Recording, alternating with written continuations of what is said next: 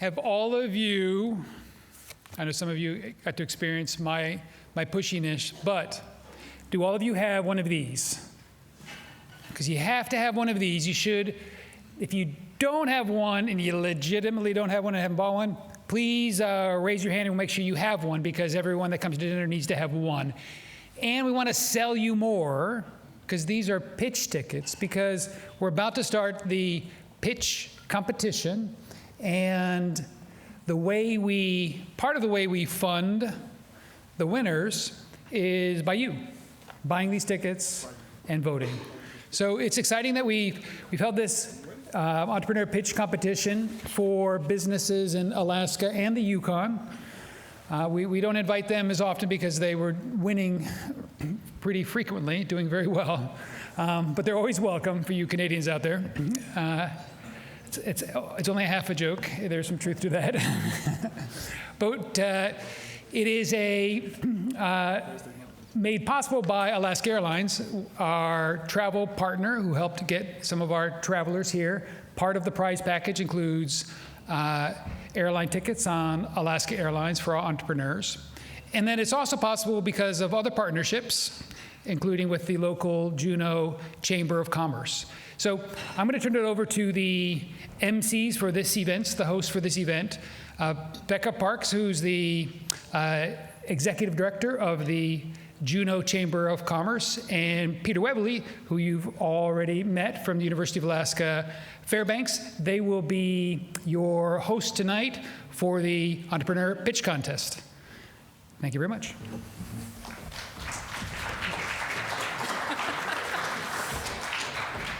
Okay, so Brian's going out. He's going to try to sell tickets, track them down, and just welcome everybody to the Alaska Airlines Pitch Contest.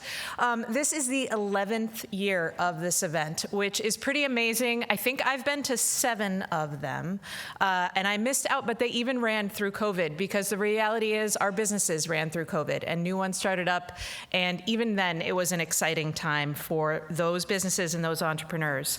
Every year, entrepreneurs from all over Alaska join us on this stage to pitch their businesses to a panel of experienced judges and to all of you. This year, we have 6 exciting businesses that will compete for a cash prize and 2 round-trip Alaska Airlines tickets. Previous winners include Amalga Distillery, Copa, Renewable Energy Alaska Project, Cartorium, Tundra Tonics, LLC, Salty Lady Seafood, Sitkana, Remote Hands, and Swoop. So we know whoever leaves tonight with the prize is in good hands, and we expect to see exciting things from them. Peter? Thank you, Becca. So how are we all doing? Are we ready for the pitch? So you can guess from my accent, I'm not from here. My story is 20 years in the making. But I want to remind you all what Brian just brought up. So in the back of your name tag, if you haven't already noticed, when it flips around and someone's talking to you and you realize your name's you're on the other side, you'll find your pitch vote that was provided to you and comes out of your registration.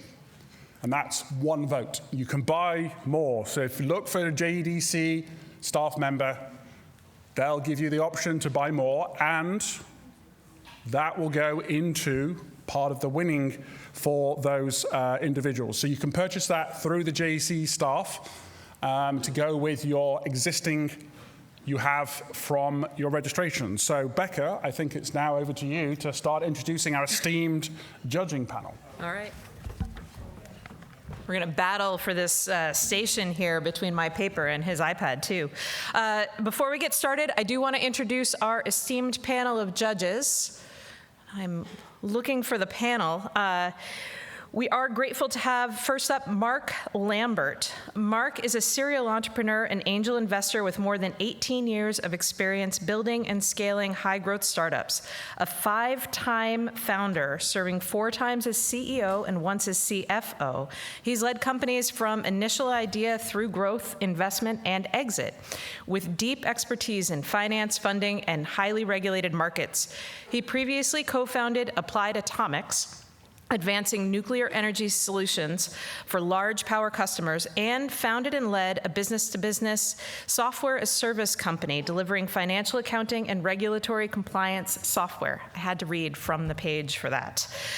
He also led technology investing as chair of the Tech Investment Committee at New Fund Venture Group, and has worked with large national venture capital funds on advanced financial modeling and government-backed funding strategies. Mark is known for his sharp financial insight and operator's perspective. Oh, and here they are, so we can have them. Mark, can you stand up and give a little wave? Thank you, Mark.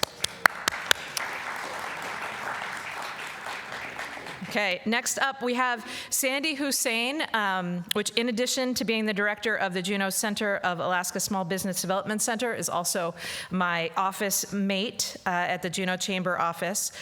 At the SBDC, she provides no-cost advising and training to entrepreneurs across Southeast Alaska and has helped support more than 180 local jobs and over $2.6 million in capital infusion in her first year.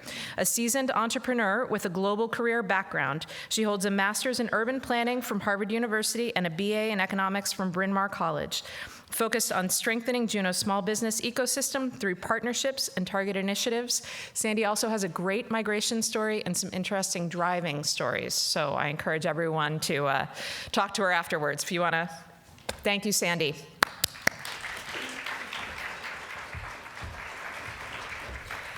And I'm going to go new school and have the iPad. Just because I didn't print it out beforehand. Next we have Ricky Tejapul, and Ricky's here from outside the States. We're very fortunate that Ricky's joined us, and he's a really active member of our statewide community. So a round of applause for Ricky joining us. So Ricky is the managing director and CEO of Tech Wildcats, one of the first 15 startup accelerators in the world and a pioneer of the Gauntlet, a milestone-driven, data-driven accelerator program. He's an active angel investor. He's an entrepreneur, startup mentor, and has worked in various roles, including consulting, banking, corporate finance for companies in Fortune 500. He has a number of master's degrees from Carnegie Mellon University and is a chartered financial analyst. So, Ricky, appreciate your time here this evening. Next, we have Calvin Chang. Calvin leads the 49th State Angel Fund, focusing on the growth of portfolio of Alaska and beyond. He also leads Anchorage CPACER, for those of us that were in the session earlier today, focused on clean energy and resilience financing program. Prior to joining 49th State Angel Fund, he worked at the Center for International Private Enterprise, a US chamber affiliate in DC, where he helped launch the Center for Accountable Investment to empower the private sector and civil society stakeholders. He serves as the vice chair of the Anchorage Chamber of Commerce's Young Professionals Group, executive board, and as secretary of the Alaska Investor Board Network. And I think he probably has some evenings off where he's able to relax, I hope. So thank you, Calvin, if you'd like to stand up and let everybody know who you are.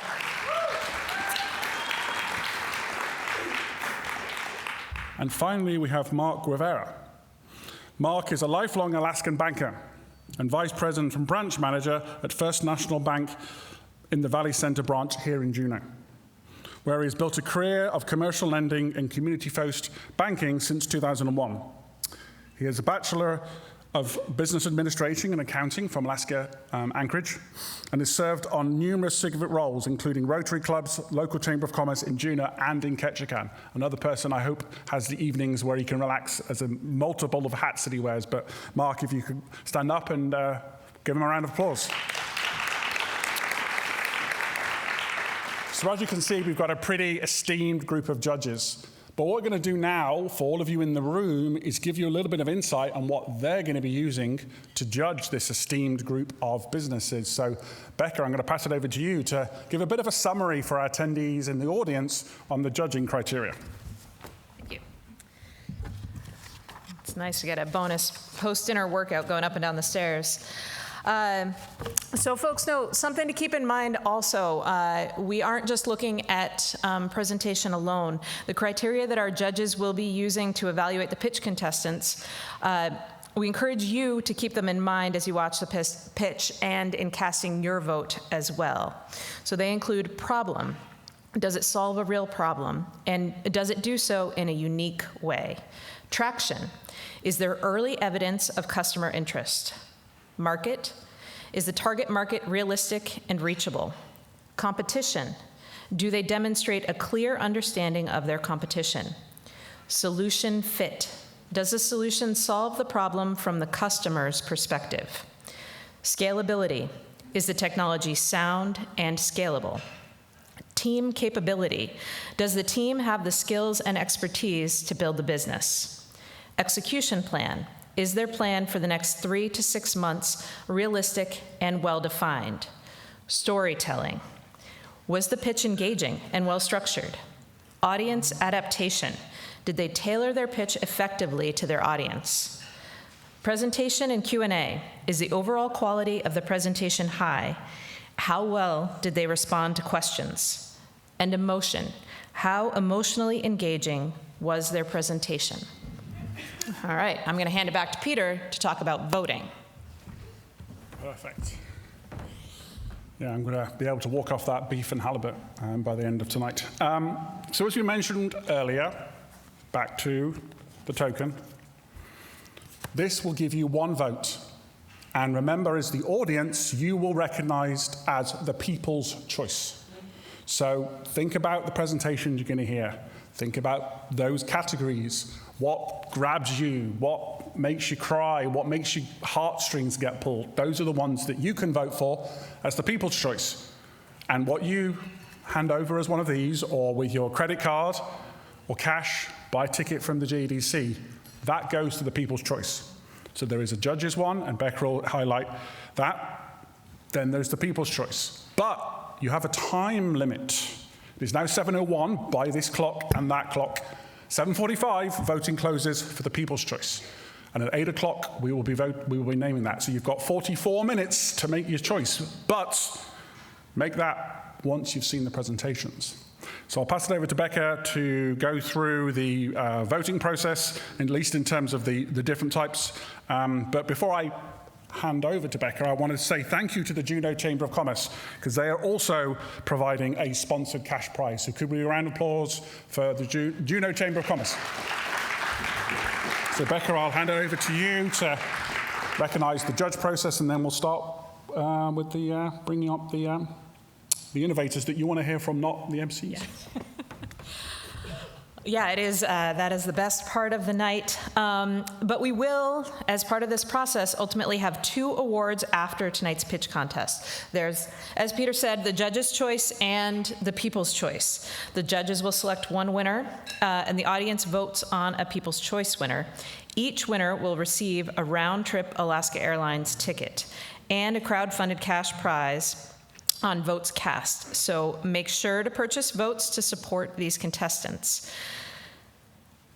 I think along with that, it's been pointed out the Juneau Chamber of Commerce is a co-sponsor of this event. We had great support from AEL&P also contributing to that cash prize. Mark Rivera is sitting on the judging panel as a representative of our board. And we're just so excited to see these additions to our local economy and the amazing local participants, statewide interest and innovation as part of this great 2-day event. So thanks again for the opportunity to co-sponsor, to Brian. And now we're going to invite Peter back up for the next piece. Perfect. So now we're going to go into the process of introducing our first pitch. So we'll have 5 different presenters, 5 different companies. You can see them up on the wall here. We have Southeast Sparks, OlenArc, Codex, NDN Futures, Xpedious, and Tundra Electronics. They'll get 6 minutes to pitch. We will be able to see those so we can make sure they stay to time. We know that one of the things the judges will be looking at is, did they keep to time? They will get 4 minutes for Q&A from the panel of judges that you've heard myself and Becca introduce. So, without further ado, I'm going to introduce the first speaker. And this will be Ben Matthys with Southeast Sparks. So Ben, I see a third person behind the curtains that's not Becca. So on that note, over to Ben and Southeast Sparks. So Ben, the mics are yours.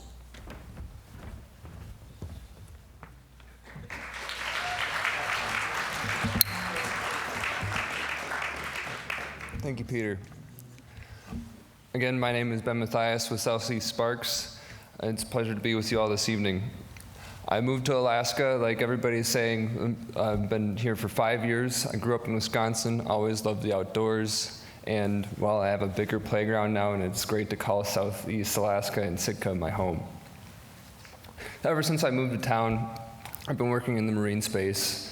And within the last year, I've started a company, Southeast Sparks, doing marine electrical services and installations. And I've had the pleasure and opportunity to do some other projects as well. Do we have a slide? Oh, this guy. All right, so some of you may be aware the marine space is a highly demanding industry. There's a lot of economic development there and a lot of industries that are involved in the marine space. As you can see here, there's a lot of sport vessels, liveaboards, and a lot of working vessels as well. I spent over the last 3 months on that vessel, the 50-foot steel trawler longliner, and I can tell you about it more in the next slide. In the top right-hand side, you can see a engine and a drive unit for a hybrid propulsion system that I installed on the vessel, the Mirage. We are doing pilot projects, studying and implementing these hybrid systems on vessels and fishing vessels to prove to the fleet that is a viable option, because today the margins are tight. Costs are getting higher, and your profits are decreasing. So one way to save money and become more profitable is by hybridization.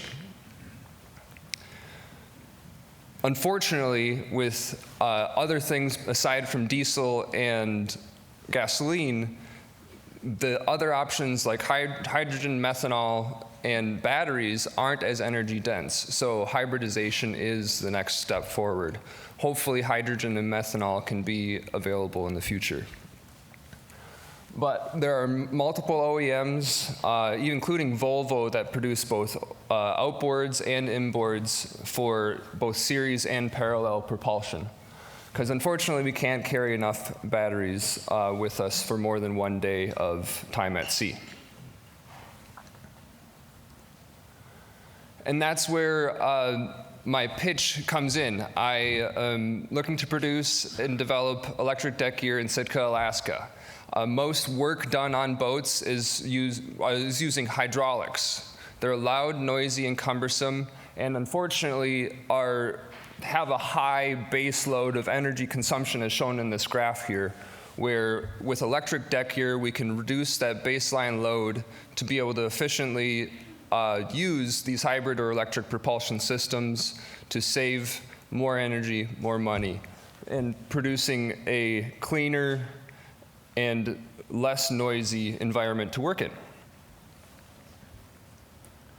And a quick comparison between your traditional hydraulic and electric systems. Hydraulics have a feed line and a return line to produce, do the work on load. For example, with like an anchor winch or trolling gerties, that's a typical application for like a trolling vessel here in Southeast, where it could be greatly simplified with an electric system, with a charger, batteries, motor controller, and a motor to your load. Unfortunately, if like a hydraulic line breaks on deck, sometimes with that petrochemical can spill in the water or even spill on your catch, be it crab, salmon, for example, and that can spoil your catch and may waste your entire hold. The future is bright. I'm looking forward to serving the fleet in the traditional sense and through these hybrid installations and maintenance as they come forward in both demand. The market is there. Hopefully the price point can come down here in the near future, but I'm looking forward to installing those systems, producing a product in Sitka, I'm working in the prototyping phase. In the previous slide, I showed a electric gill net or a electric trolling gurney that we produced. That's a working product or working prototype, and I look forward to achieving the markets in other fisheries, including gill net, longline, and trolling to start. Southeast Sparks currently is me, myself, and I will credit my peer Chandler Kemp with UAF. Thank you.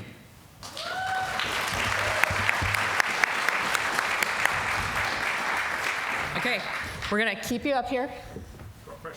And dive into the fun question and answer time. I'm hoping we have a roaming mic somewhere on there. There it is. I don't know, Peter, you want to hop out in the audience with a mic? Make this fun. I see a question coming already. Great job with your time. We have one of the local Cordovans. Yeah, I live in a commercial fishing community, and I'm wondering, have you talked to commercial fishermen about this product, and what are some of the concerns that they have?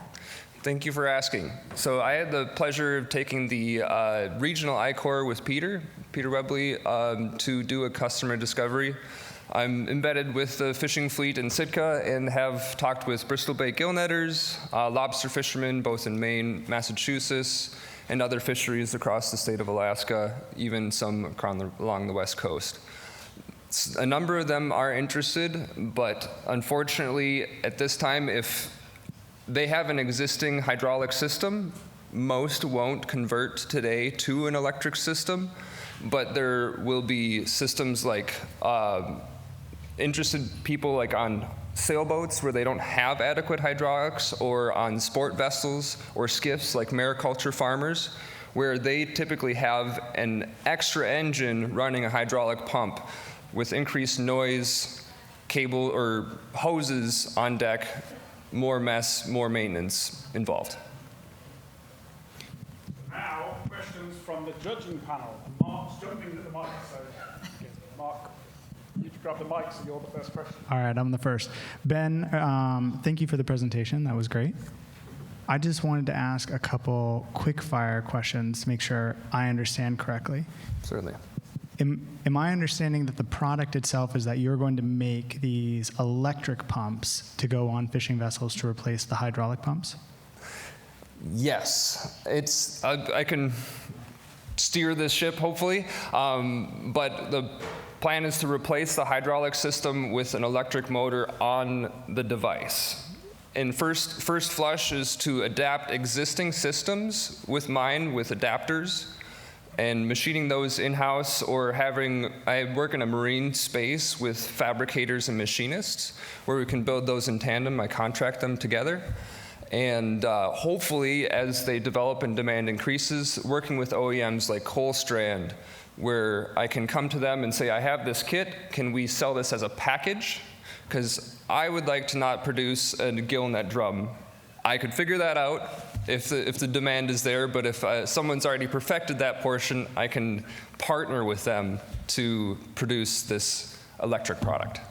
Understood. So I hope I answered that question. I think so. So just Okay. to make sure, your business is going to design and manufacture these electronic pumps, and then you're going to distribute them with existing distribution channels. Is that kind of the long-term vision?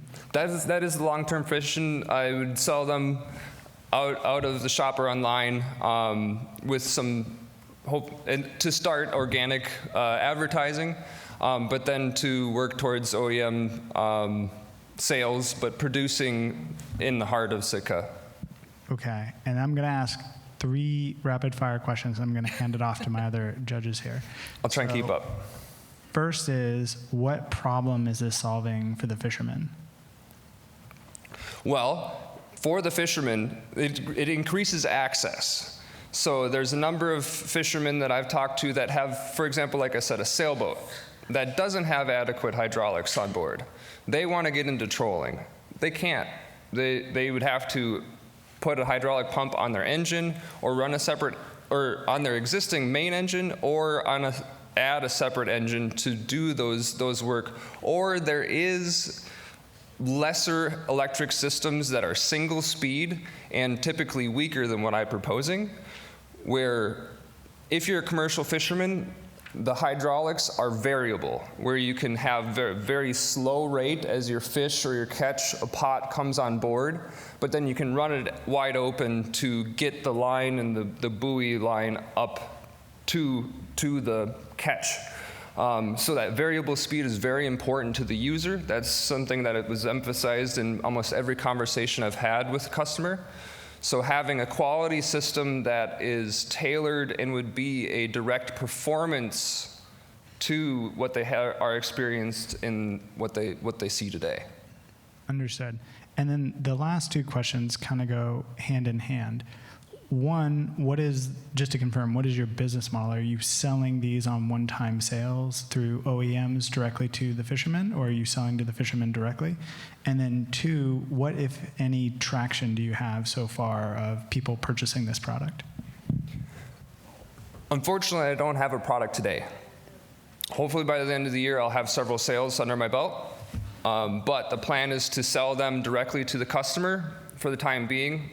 I don't have any plans. I have some interest with some manufacturers, but no contracts, nothing more than a conversation today.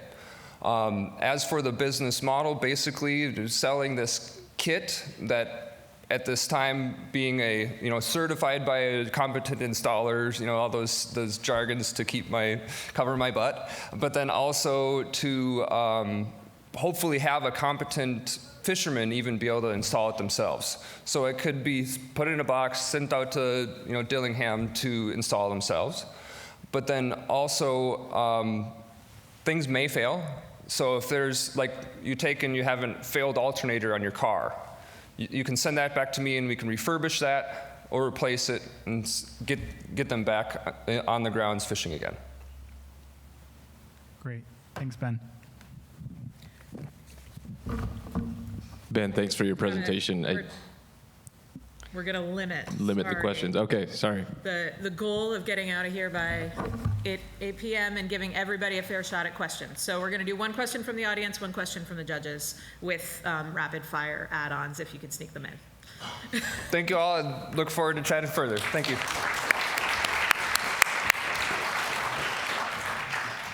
Okay, and thanks so much. It does take a huge amount of confidence to get up here and bravery to get up here and pitch an idea like that. So very impressed with Ben. And next up, we'd like to invite Lorenzo Chu to present on OlenArc.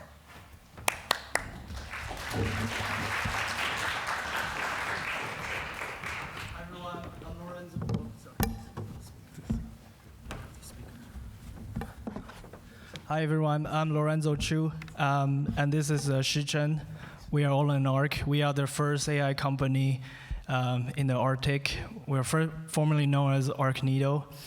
And then all these experience and products come from the experience where I work for the Ukavik tribal governments in the most northern point of Alaska. So while I work for the tribal governments, I realized that a lot of administrative burnout, especially reaching out to community members and then processing on the paper forms, as well as community members having a hard time understanding all kind of resources in the region, as well as all the differences between organizations, and also something about audit. So we create one kind of ecosystems. We developed a central brand for the community. It uses AI and computer visions to scan all the local resources from verified sources such as Facebook groups and news. So it will categorize all these resources and also memorize it. So when a user asks it, it will give you the right directions we should reach out to. For the administrator side, we help them by give them a dashboard providing all the the data information that are trying to track for the grants or anything that they are trying to understand. And next, Sichuan is going to show us how it works in the actions.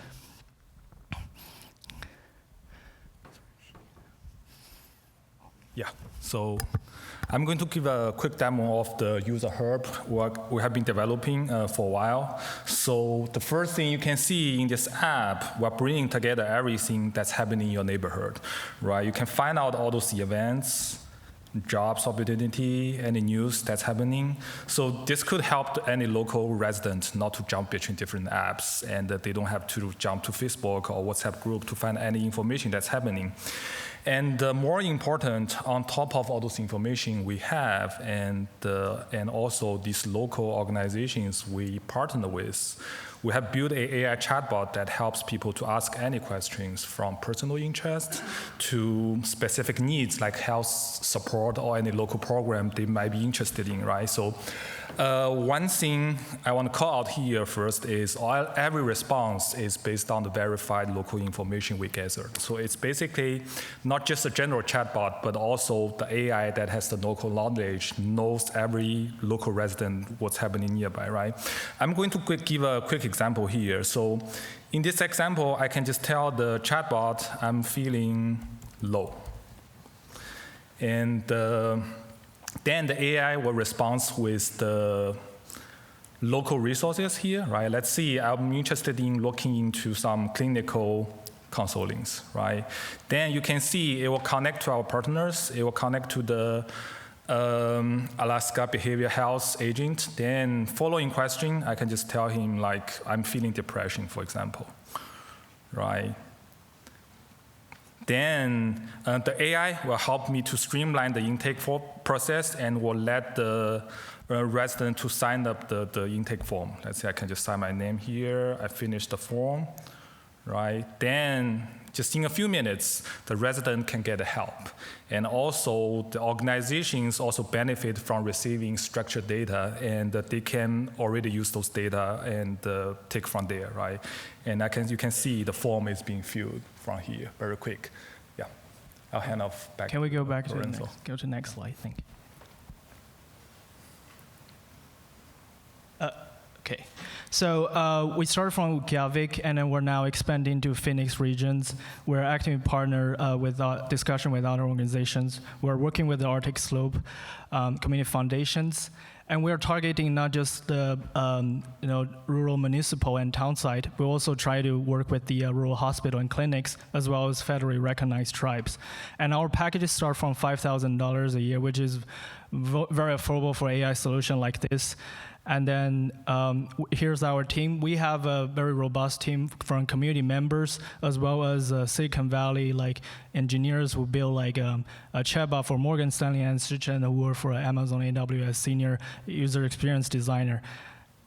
And then if you guys have any questions, feel free to reach out to us. We can give you a customized AI solutions, and then we can start in very affordable price. Thank you.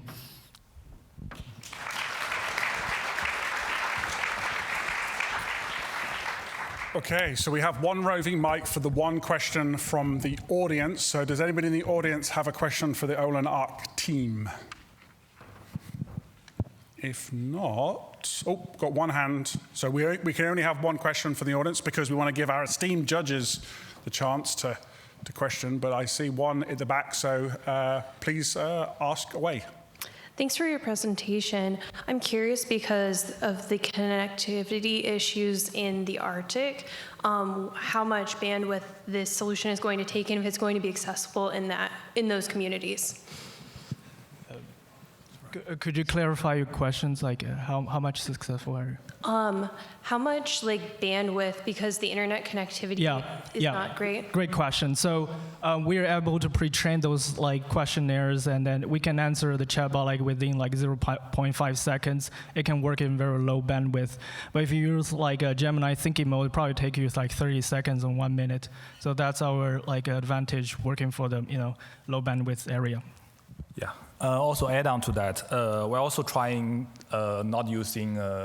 not only supporting website, also apps. We're also trying to support tags. For example, you can text to the Olen and we will reply. So it doesn't work. It doesn't have to be working in a very internet high bandwidth. Yep. Okay. Appreciate the audience question. I now see one of our esteemed judges has the mic.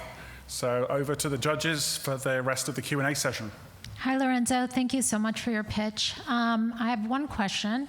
You mentioned a $5K fee. Have you gotten a signed-up paying customer yet? Yeah, we already have a paid customer. Actually, they pay more than that. But we just want to make it affordable, especially for this revenue, like event and opportunities. We want to make it more affordable for smaller organizations. For larger organizations who serve like more than 10,000 residents, will come up a different pricing. Also, with the organization we deal with the health clinic, HIPAA compliant, there may come up other like a feature, so there will be another different fees. But it won't be too expensive compared to other competitors.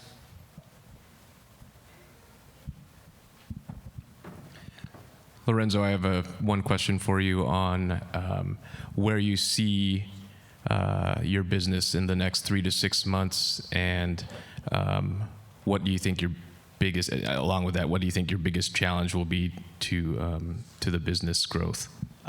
We are trying to secure more contract with the clinics or health organization with several areas, and then we will start raise fundings. Right now we value at $0.6 million.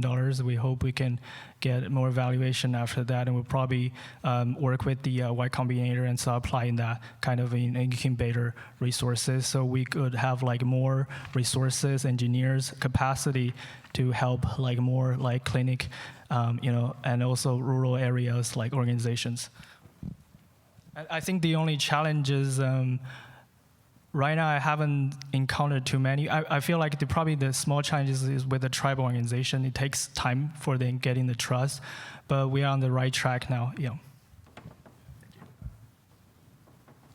We've got time for one short question more from the judges. If Calvin's got the mic. So Calvin is the final question for the OlenArc team. I'll keep it short. So, are there other companies doing similar things, and what's your competitive advantage here? Yeah, there are two major companies in lower 48. One is called Polymorphic, another is called CityBot, and they have like a chatbot, but they live on their website. But we know that Alaska challenges, like a lot of websites don't really update very often, so a lot of data has to come from like Facebook group that have a lot of vibrant informations. Also, they're charging like a higher fee, I would say, and then so it won't really work in Alaska because no one will really go to like their website. So we put everything in one hub, make it very convenient, not just like learning from the organizations like information, but we're only also from the entire community. So even unpaid like organization will still able to like share the information to our like local residents. Round of applause for our second team. Thank you. Okay, so now we're going to go on to our third pitch. So we're now going to have Rico Worl come up, and he represents Kodak's NDN Futures. And again, he'll have 5 minutes to present one question from the audience, and then our esteemed judges will have the chance to question Ricardo on his innovation and adventure. So, Ricardo, the time is yours.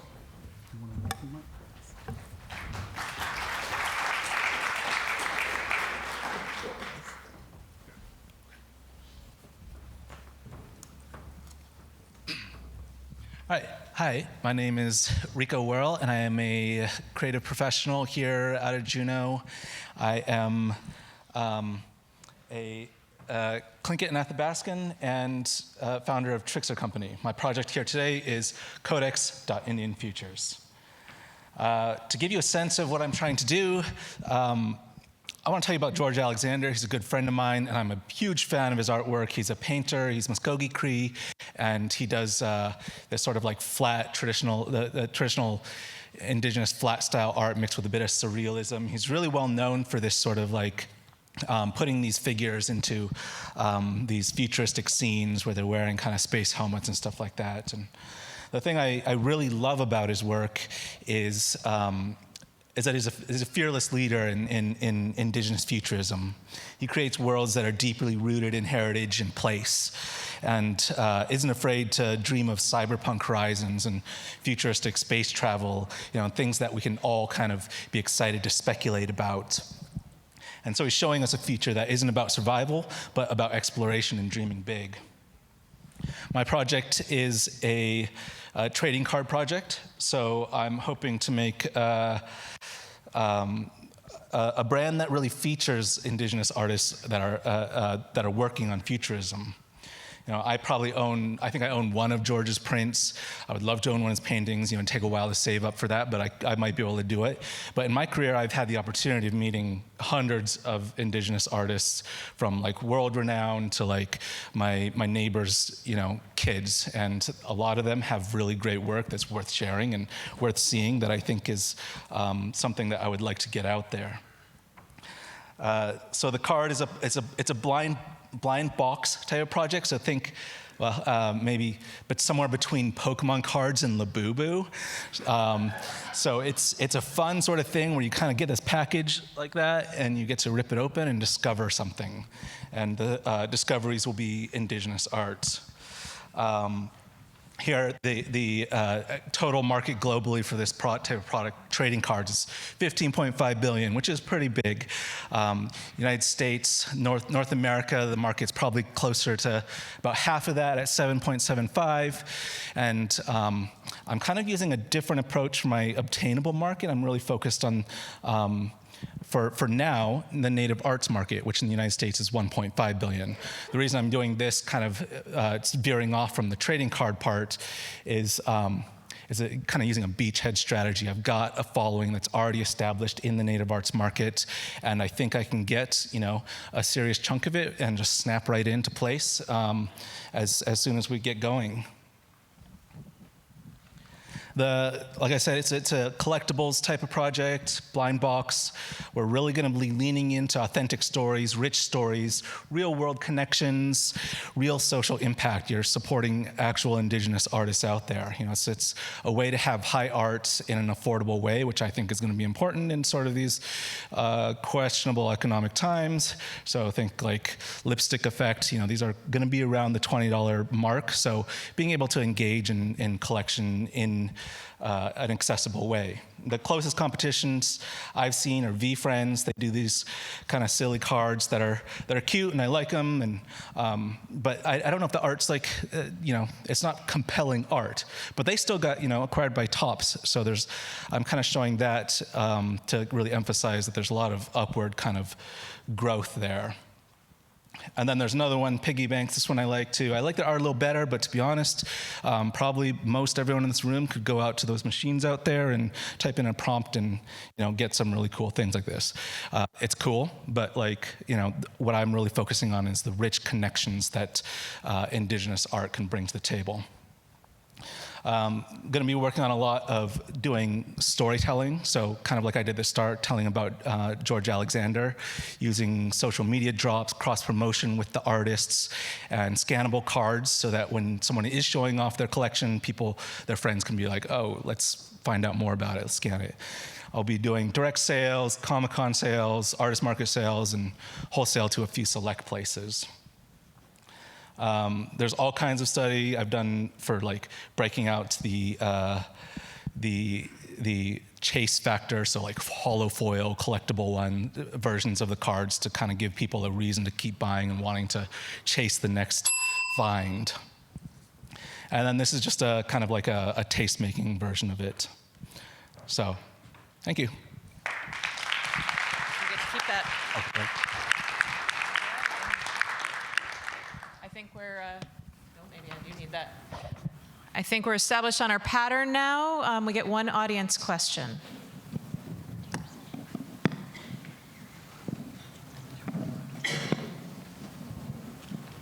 All right,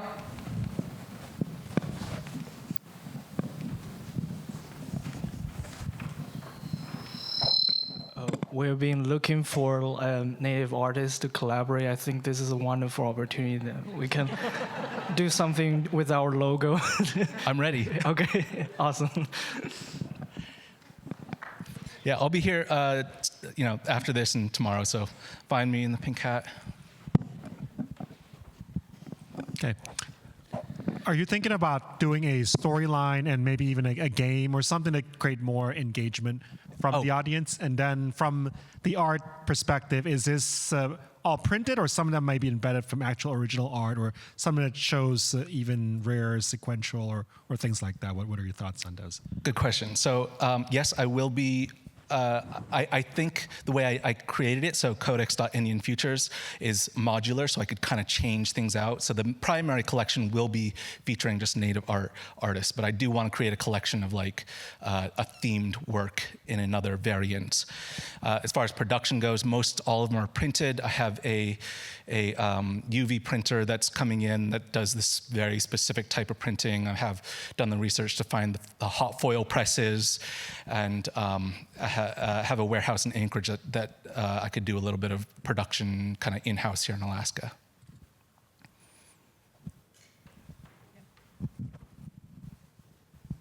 How far are you in your sales journey? Have you already started producing and selling these anywhere?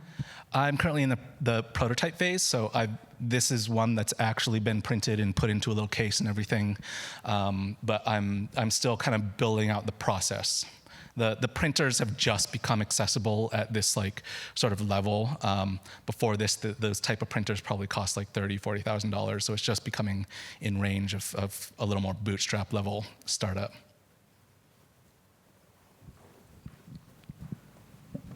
Do you think we have time for? Can you tell us a little bit about your distribution strategy? Yeah, so I'm really hoping to take advantage of the fact that I have had a chance to meet a lot of artists across the range, like I said, from world-renowned ones to just kids in my neighborhood. And so I'm really looking, I'm gonna look to the collaborators to like really cross-promote and bring their followers in. And most of it, I think, is going to be direct sales, do it through TikTok or Reels, where I share the story, like share the passion of why I love these artists and the work that they're doing. And then after direct sales, I'll be more direct sales, so markets, specifically Comic-Cons and stuff like that, and a little bit of wholesale.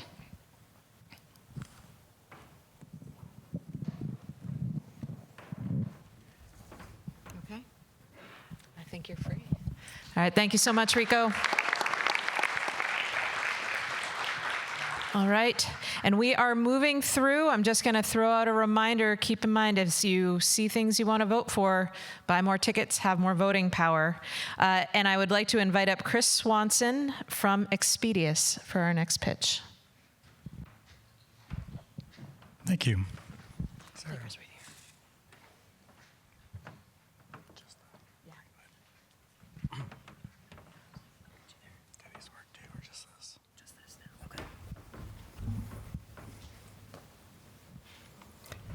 Every time you make a choice, you're also choosing what you need to give up.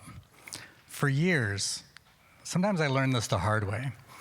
Imagine having a $250,000 project, and you've got a year-long timeline. Right out of the gate, you've got to lock up half that capital in expenses, raw materials, labor, and you don't recoup it for almost 12 months. On top of that, sometimes a contract may lock you up even further. Liquidated damages are a real thing. And so every time we approached these, we had to make choices over and over again. My name is Kris Swanson, and from 2012 to 2021, I ran a company in Anchorage, Alaska called Truckful of Alaska. And we made work trucks for some of Alaska's toughest conditions. We had a global supply chain. We'd be getting cranes from Italy, van bodies from New York, flatbeds from Texas, and we have to manage it all. Because inevitably, if you made the wrong choice, you'd tie up capital for way longer than was necessary. So, over the 9 years I was there, we wrangled systems, and we finally got data to flow in a way that we could make almost real-time decisions, and that was really helpful. Unfortunately, in 2021, COVID took its toll, and lead times went fourfold, overhead was unsustainable, and we closed down, unfortunately. But then about a year later, I started getting a signal. I had old employees reach out, and they really just missed the systems that we had built. One day, I had my old accountant, Travis, called me up, and he said, you know what? I really miss running payroll, which is kind of a funny thing. He said, what used to take me 45 minutes for the same size crew now takes me 2 days, and they've even given me an assistant. We've got such disjointed systems that we've got to copy and paste into Excel spreadsheets, we've got to send things off for approval, but it didn't stop with him. My friends that had moved on to other industries had the same problem. And so I started to abstract it, and I realized there was a communication problem, and there was a lot of delay between what you needed, when you needed it, and how you were going to get it. So I spent 2 years, and I started developing proof of concepts. Could I abstract purchasing and turn it into a service? The search started. I began in construction because I had a lot of friends that were in construction, and it was the same pain points over and over again. I send a request for quote, I've got to wait. There's an exception, now I've got to make a decision. And things were taking a long time. And the worst part was, these people were electricians, they were carpenters, and they wanted to be in the field doing the work that they loved, not behind a computer doing administrative tasks. So, I'm a little ahead of myself.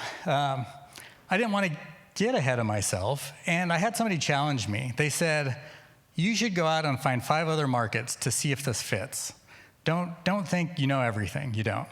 So I went beyond construction. I looked at hospitality, I looked at travel and tourism, medical supply, restaurant supply. Some were just too complex.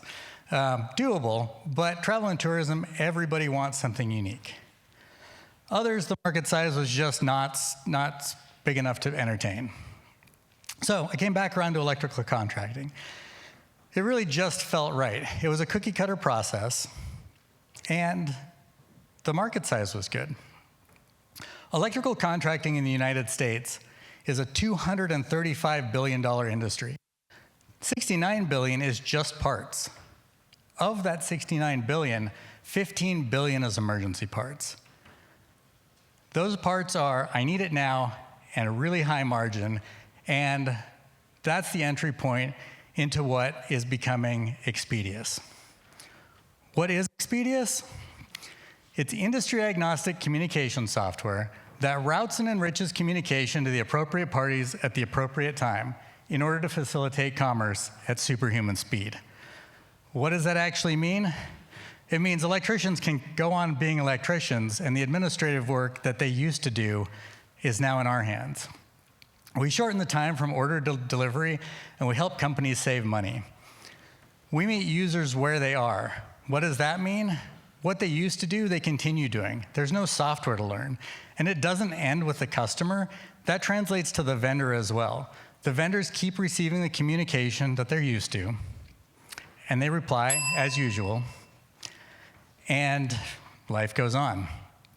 What used to take hours or days now takes 30 minutes, and we even handle the expediting. Thank you. Thank you, Kris. Keep the mic, because you'll be answering questions. Okay. So now we're going to follow the format as before. So, audience question for Kris. Scan the room. Oh, right at the back. So we've got a bit of a stretch for our roving mic, so be patient. And then after this one, we'll be jumping to the judges. So the judges will be deciding who goes first. So what is it that makes this more expeditious? Is it your manpower and expertise, or is it a computer system? This is a computer system. We're on our way to having it fully automated. The goal is you know when you need something for somebody. Everybody's got an SOP. We're taking what used to be an SOP and turning it into an automation. And would it work with plumbing? It absolutely would work with plumbing. That's where I see the biggest need, personally. Great, thank you for that question. So now over to our esteemed judges. So who would be going first with our questions for Kris and Xpedious? Yeah, we need a mic. Do you have a mic? Perfect. Go ahead. So, are you an Uber for electrical parts? No. I mean, kind of. There is an expediting component, and that might be what you would think of as the Uber, but really the value is management of the communication.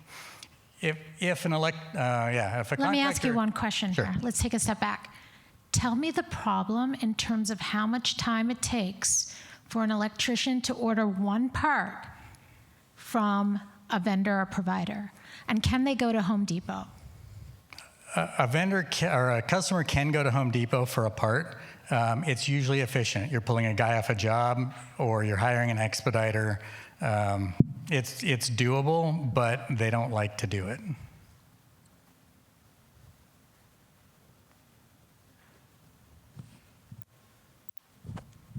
Hey, Kris, great presentation. Can you give us a practical example of, if I'm an electrician, what's an example of something I would need that I could use this service to do? Great question. My favorite example for that question is back in December, I had my first beta customer send me a small parts list. He needed 4 boxes of Cat 6 cable, he needed some J-hooks, and he needed a bucket of rope to pull things through conduit. So we sourced that through his own network. So we are using their own supply chain. We're not providing that for them. So we reached out to all 5 of his vendors. We aggregated the quotes. We came back to him and we said, hey, this company has it all in stock. There are some that are missing. This is your cheapest price, yes or no? Yes. So we ordered it. We coordinated the expediting and got it over. The analysis at the end of it is procurement's kind of like a crapshoot sometimes. They might pull a guy off a job and say, just go to do it. And he's going to go see his favorite parts guy at the parts counter. The spread in just those items across his supply chain, on the top end was $1,800.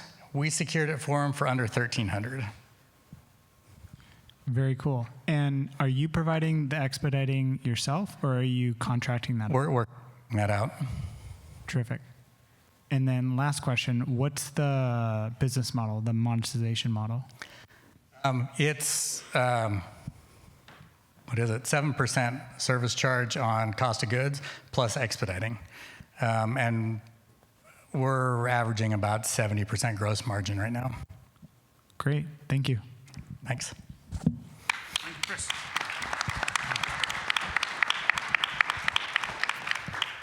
Great, so don't forget the voting with your cards or purchasing tickets. There'll be some buckets that you'll be able to drop them in based on the presenters. But before that, we have our final pitch tonight.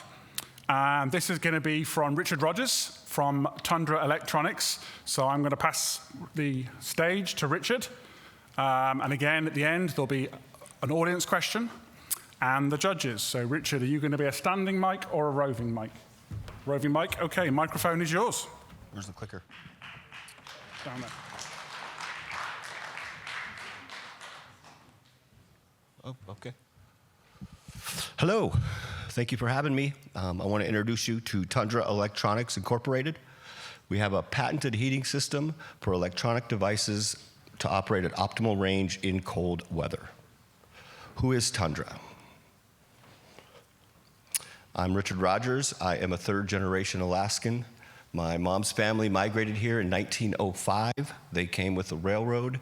They actually started what became the Matnuska-Maid Dairy Farm. I have families in the oil field. The entrepreneur spirit runs deep. I have children and grandchildren, so that's 5 generations here. So believe me when I tell you I am all things Alaska. Paul Jackson is a close friend, coworker. He's our biggest financial backer. He's a manager of oil companies, very oriented, detail-oriented. Aurora Rogers works for a tribe, and she does grants for tribes, state, and federal. She really helps us understand the legal part of what's going on. Sophia Hawkins is actually a student that works part-time for us. She's getting real-world experience, learning how to use components, sewing, and other things. The support team is paramount to Tundra. Chelsea Roberts is a government contractor, 3rd generation. She's helping us get into that military realm. The University of Fairbanks, Peter, they've been phenomenal. We actually get to partake in the student startup program this year. We think that's going to help us a lot. Caliente and We met through LinkedIn, and we thought they were going to be competition, and it turns out we are now collaborating with them.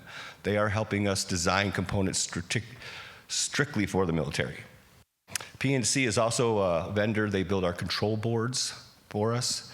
Jeff Holman has been our business and patent attorney from day one, and G-Beta is what I'm doing now. We do have online banking for a startup company with Intuit and Square.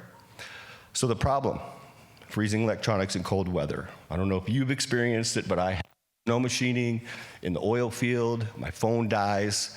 This young man seriously is having a problem. Is it annoying or is it life-threatening? What's the solution? We went ahead, did some research, design, heated truck seats, heated coats, heated hats. These have all been around for a very long time. That was the foundation of what we chased. We went and dug into that, and that's how we applied for our patent. And our patent covers every electronic device with a battery. That's electric vehicles all the way to cell phones.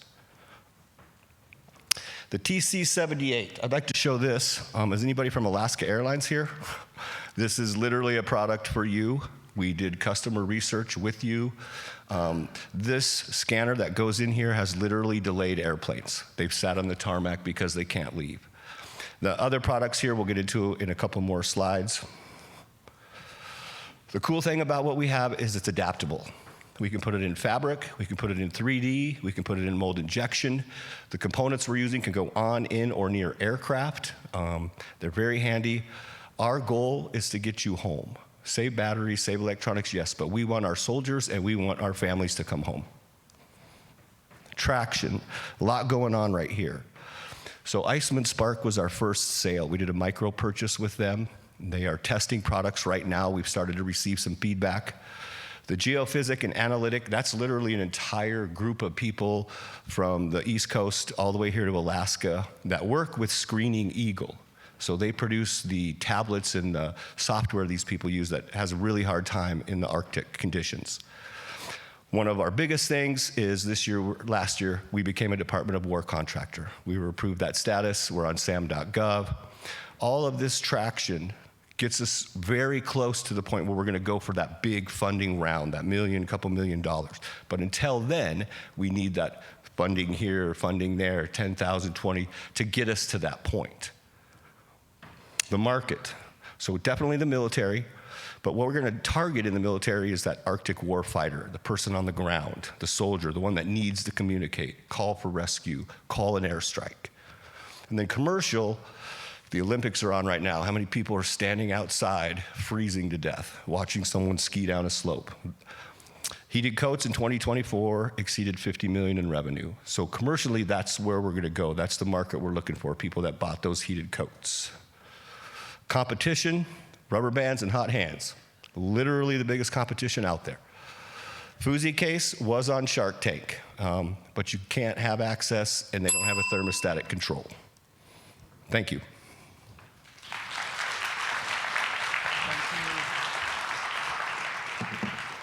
Talking over your clapping there. Thank you, Richard. Question from the audience. Roving mics over here on my left. So put your hand up, probably on the far right as a result of most of the questions. If not, then I will pass it over to our esteemed judges who would like to kick off the questions for Richard. Well, oh, no, I see a hand at the back. I do apologize, judges. Hold on. How much does it cost? So the question for those that couldn't hear, depending on where you're seated, how much does it cost? It depends on what you were buying. Phone cases typically run around $300 for 3D printed cases. The satellite bags can run excess of $1,000. It really, right now we are getting a lot of custom orders. We're not having a lot of repeats. So price range will go down. We have production in place. It's just not fully set up. Once production is set up, that price should drop to $200, maybe even less for a phone case. How are you managing or planning to set up production and manage a supply chain? And from a cost perspective, how much are you going to keep that in Alaska or in the US or overseas? I'm based out of Kenai. So we really don't want to be a manufacturing company in Kenai. So the Heinz and the Caliente, they are in the United States in Indiana. So they would be producing most of the products. If we got an order, they would be the ones making it and shipping it from there. And we believe that will drive the costs down lower. And anything with military has to be in the US.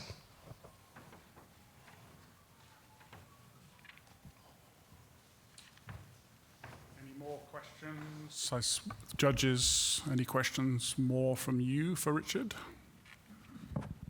Ricky? Do you see a lot of money needs to go into marketing to go to market? Excuse me? Do you see a lot of spending that need to be in order to advertise, go to market, customer acquisition? Yes, that's in our future. We've been looking into that with G-Beta, and my budget for it was extremely low. They said to change it. Right now we have a live website, but we're not advertising or pushing it yet. And the reason is when production is finalized, then we'll really push that marketing.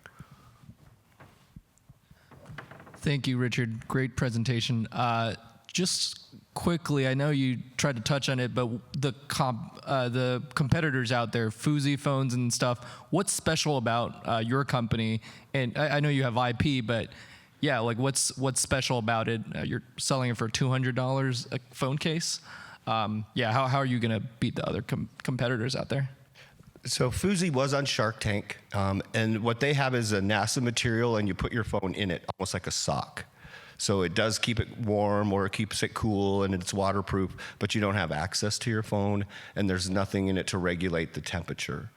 We have a battery, a heating element, and a power and control board that will regulate the heat to the fabric or the plastic or the mold that your device is in. I think we're far above the competition. Salt cases is the same thing. We are the only ones with active heating systems in there. And we make to spec. With Fuzi, Salt, and Grommet, you buy what they have on the, that's all. We can actually make something for you. Thank you. All right, thank you, judges, and thank you, pitchers. Thank you. So, one final reminder. We're going to give the judges 10 minutes to do deliberation. We're going to have the ability to do your votes. If you haven't yet voted or you want to buy more, please see a JD staff member or drop it in the tank on the left, on the buckets on the left-hand side.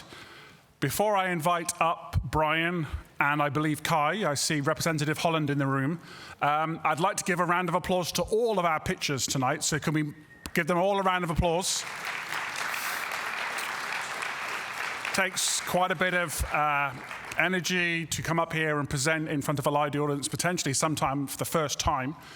But Brian, I see our illustrious leader of the crew here, and Representative Holland just giving his vote. I'll keep my eyes covered so I don't see who he votes for.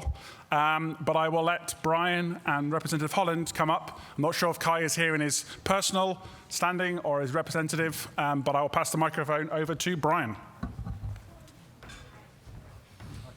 Thank you very much, and maybe you can hand the mic to Kai, and we'll divvy this up. So this, while the judges are working, so judges are working away, Kai and I wanted to just talk with you a little bit about the opportunity for you to be also investors in Alaska.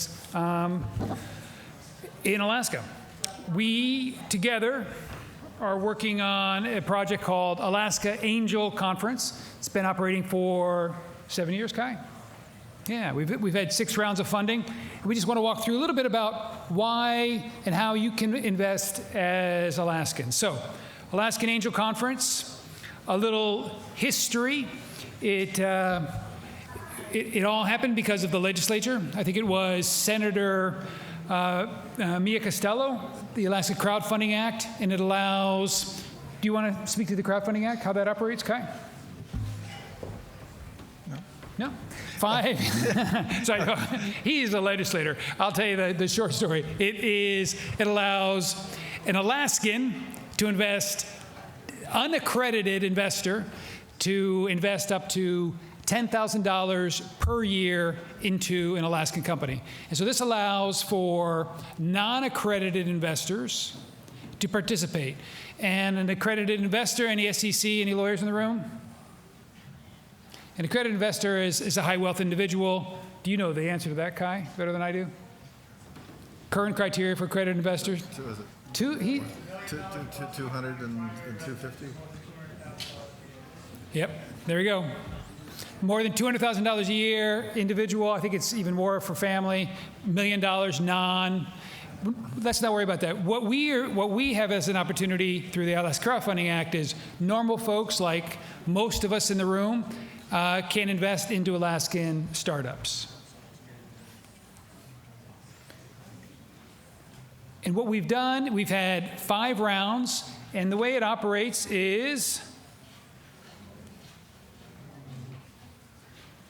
do you want to take this one, explain the process, Kai? Sure, we're glad to cover a little bit of it. The Angel Conference has really been a way to bring together early stage startups as well as folks that are interested in learning about investing in startups. And the important thing I think about this process is that ideally, there's 3 things coming out of this system. This is an opportunity for people to learn about being an early stage investor. So this is not assuming that you are already an active angel, but you're interested in becoming an angel. So this is a way to come in and learn about the ways in which we invest in early stage businesses and how to evaluate those businesses. And it's a way for companies that are interested in early stage business or investment to come in and learn about how to work with investors and how to talk about and how to evaluate different ways of taking investment. So this process works in a kind of a funneling process of bringing in both founders and their new businesses and angel investors that want to learn about it. They come together and learn about each other. And the investors are learning about how to be investors, and the founders are learning about how to be investable founders. And so it then goes through a series of stages of initial presentations where the investors get a chance to meet all of the companies, and then they start down selecting to a smaller group where at the later stage we're down to 4 or 5 businesses where the investors then go into a deep due diligence process to really get to know each of those final companies really well and to be able to understand how to perhaps customize the structure of a possible investment. And then at the end of the process is the conference, the event where we all come together, final pitches are made, and at that point there's a final decision on which of those businesses is going to receive the investment of the group of investors that are then essentially joined together in an SPV or special purpose vehicle to invest in that company. And as you leave this process, you are now a startup angel investor. And in many cases, the important aspect is that the relationships that are built usually end up with other side investments going on. So it's not about being the final company at the final stage.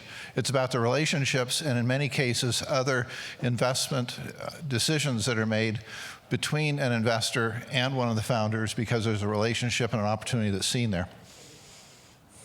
Thanks, Kai. And the results have been, we're really pleased with the results. This is we've done this 7 rounds. We had 1 failed round, meaning we could not reach agreement with the company that we chose. But there have been 40 plus, it's close to 50 now, individuals who had never been involved in an angel investment, participated in an angel investment.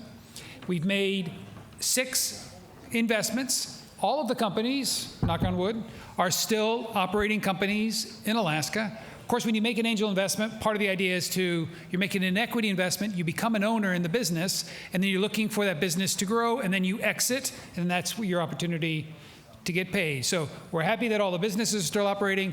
None of those have had an exit yet, so none of us have got to return our investments.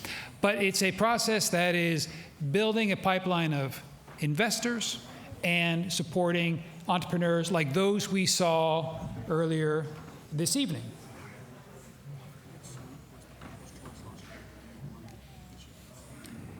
Thank you.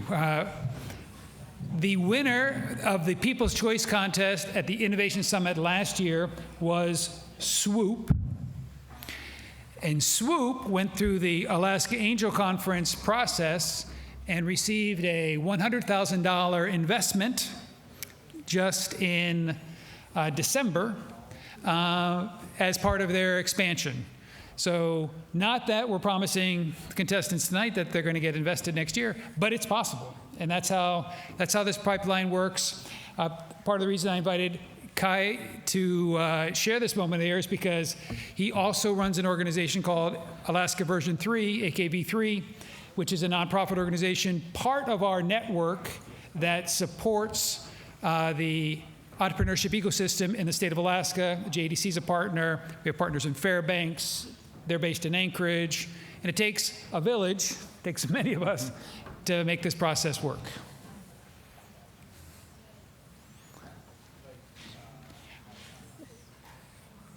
Are you guys done yet? Well, let me just make a plug while we're talking about kind of the ecosystem. I would like to encourage folks to see that the Innovation Summit is part of a number of events that go on through the course of the year. This is not the beginning or the end. It's a critical event in the sequence of what happens through the year. Coming up is going to be the Arctic Innovation Competition, and I believe the deadline for that is maybe this Friday. I think it's coming up real soon. And they will be having what has been one of the larger idea events coming up in April. We'll have another business plan competition. We will have then, as we into the fall, we've got the Alaska Entrepreneurship Week is going to be September 14th to 18th this year, a couple weeks earlier than normal. And we have another startup weekend planned for the weekend, I think of the 3rd or maybe the 10th of October, that's in the tourism and outdoor recreation space.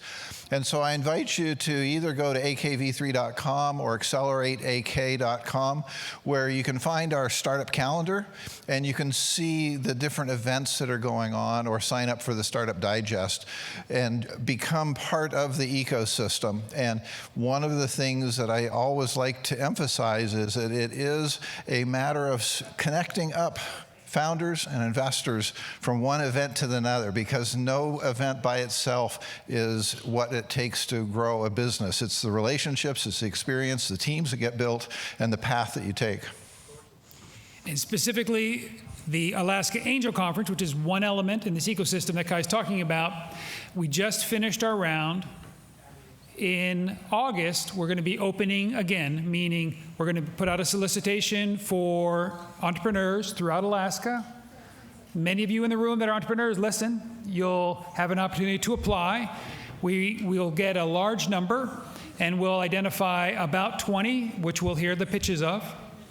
And at the same time, we will get first permission from the state. So this is not a solicitation, because I could get in trouble.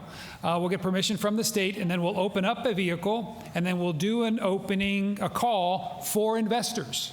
And you will read the fine print that you're very likely not to get your money back, but there's a chance you could get it back, right? Through investing is high risk, but it's an opportunity to form. We form the group of investors, we look at the entrepreneurs, and then over a 12-week process where both the investors are getting training and learning about this process and the entrepreneurs, it culminates in December of next year, again, with a decision by this investment vehicle to invest in Alaskan startups. So we thought it'd be nice to mention that tonight during the pitch contest. If any of you have enjoyed this, would like to we typically sell a unit for $5,000. That's your contribution. And yes, if you make money, which is the goal, the business successful, you recover that and some. So, and if I could just kind of tag on to that, angel investing is a very risky activity. Any one investment is pretty much guaranteed not to give you your money back. But angel investing is generally going to give you a return on investment when you have made 10 to 20 investments. So angel investors learn how to make lots of small investments. Angel investors don't go looking for one company that seems really exciting and dump everything in it and then hope they get their money back. Angel investors learn about what they are good at investing in, what kind of businesses they like, where they add value, where there are smart money. And then they start putting in a number of investments over time. And that's what the Angel Conference is teaching you, is not helping you find one investment. It's teaching you the methods and the tools of how to screen and participate in different investments so you can then start building a portfolio of investments. And over time, using this as a small but important part of your portfolio of investments. And over time, as I've seen as an angel investor, any one of the things I've invested in, have been kind of shaky. But over time, now doing this for 10 years, I'm now to the point where this is making some money. But I also am kind of surprised at where it's come from.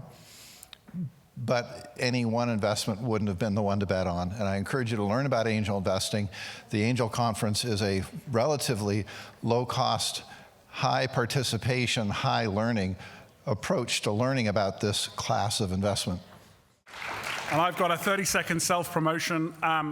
If you are a new entrepreneur out there, you've got an idea and you're not really sure if you've built something that people want, we at the university have a training program to help you do that. It's called the I-Core program. Both Ben and Richard, who are here tonight, both have gone through that program. It's part of a national network, and because of the program that we have, there is one for Alaskans to help Alaskans understand who the beneficiaries are of their unique innovations. So if that's something, you've got an idea that you've been spurred on by the pitches, you've been spurred on by the Angel Conference winners you've seen, or you've got an idea and you're like, I really would like some support to get it off the ground, we're here to help. I see my camaraderie and partner is here. Looks like Becca has the information from the judges. So I'll pass it over to Becca and we'll start the process of saying who won the judges and who won the people's choice. So Becca, over to you. Thank you. Yes, if I can have all the contestants come on up back onto the stage. I see one moving, two moving. And as they walk up, let's give them a round of applause. I think most of these folks have been at the conference all day too. It's a long day. And can we also invite our judges up onto stage? Judges, come on up. Join us up here, please.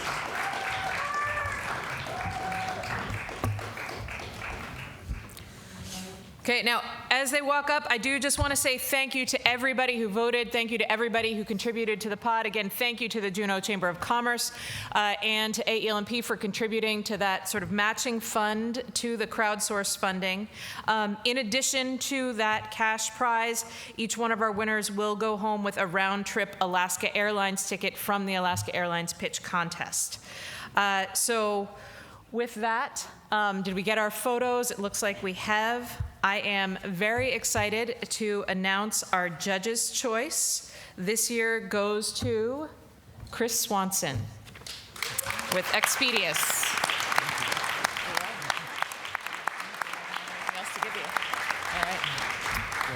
Great. So now the second announcement, which is the people's choice. So from the audience votes, oh, tapping the table. Sorry, judges, it's more fun people's choice than the judge's choice. Is Rico Worl.